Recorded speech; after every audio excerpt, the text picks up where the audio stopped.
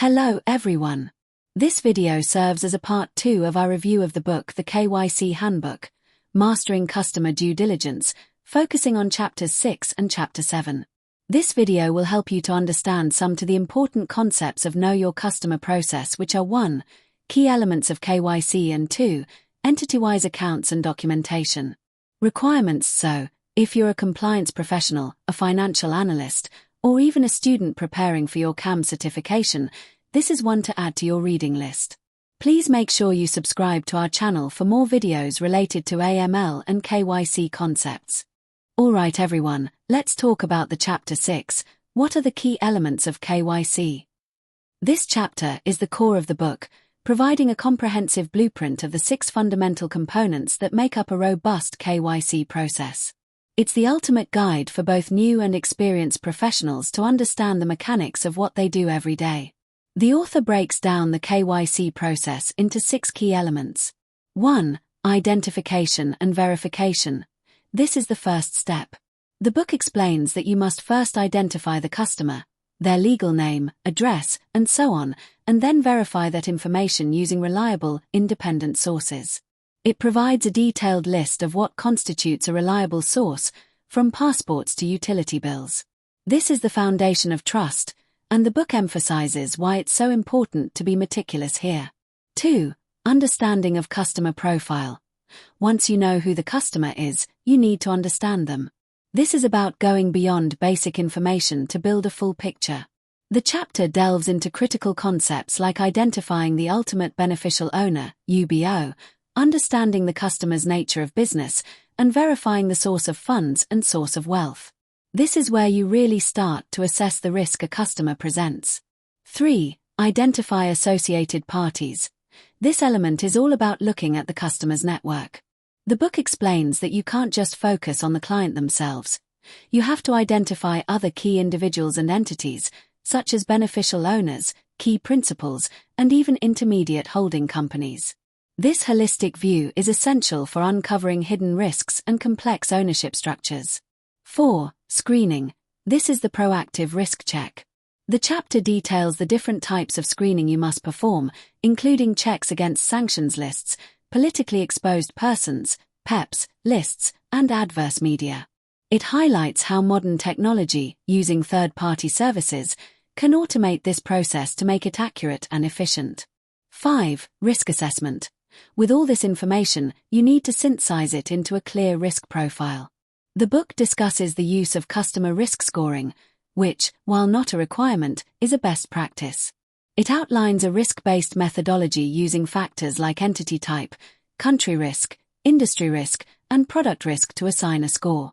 This score then dictates the level of due diligence and the frequency of ongoing reviews, ensuring that resources are focused on the highest risk customers.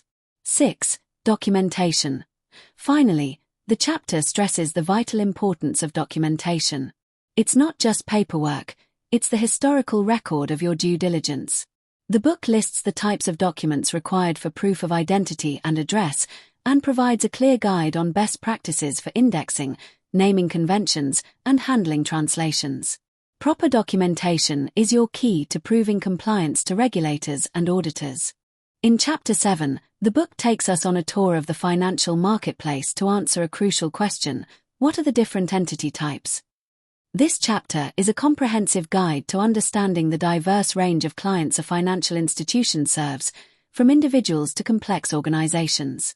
It's a goldmine of information for any compliance professional, as it highlights that a one-size-fits-all approach to KYC simply doesn't work. The author breaks down the unique characteristics, documentation requirements, and banking needs for various entity types. First, we explore corporates, the classic examples like Apple and Microsoft, as well as smaller, more flexible entities like LLCs. The book details the rigorous risk assessment they undergo, covering everything from industry risk to reputational risk. It also outlines the extensive documentation required, including incorporation documents, ownership structures, and financial statements. Next, the chapter covers partnerships, explaining the different types like general partnerships and limited liability partnerships, LLPs.